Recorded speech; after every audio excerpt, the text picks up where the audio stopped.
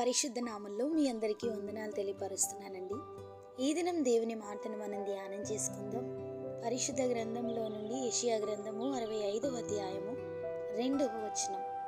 లోబడనుల్లని ప్రజల వైపు దినమంతయు నా చేతులు చాపుచున్నాను. హల్లెలూయా.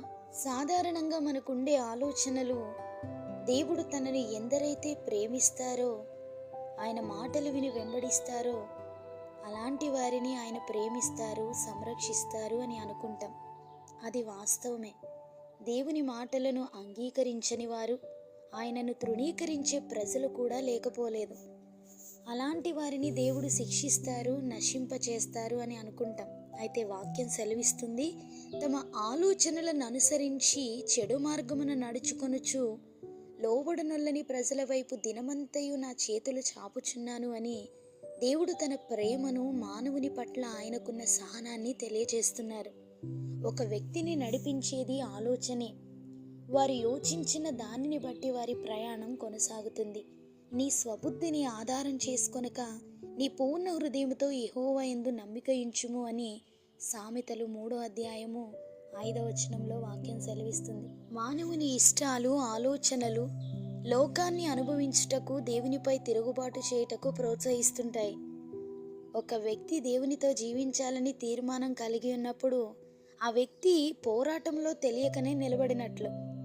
లోకంతో పోరాటం, పాపంతో పోరాటం, మనకెంతో ఇష్టమైన మన శరీరంతో సహితం పోరాడగలిగే అవసరం ఉంది.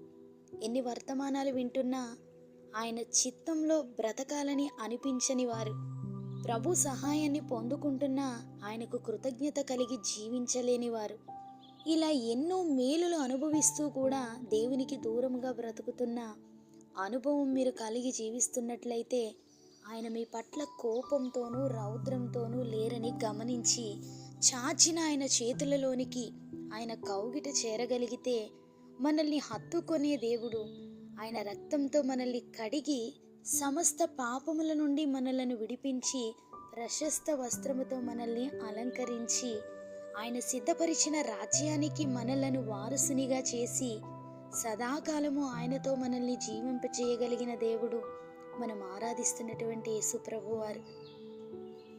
అనుదినము ఆయన కృప పొందిన వారమై ప్రభువుకి లోబడి జీవిద్దాం. ఆయన ఆత్మచేత నడిపించబడదాం. ఆ దేవుని యొక్క కృప మనందరికీ తోడై ఉండి మనల్ని నడిపించునుగాక.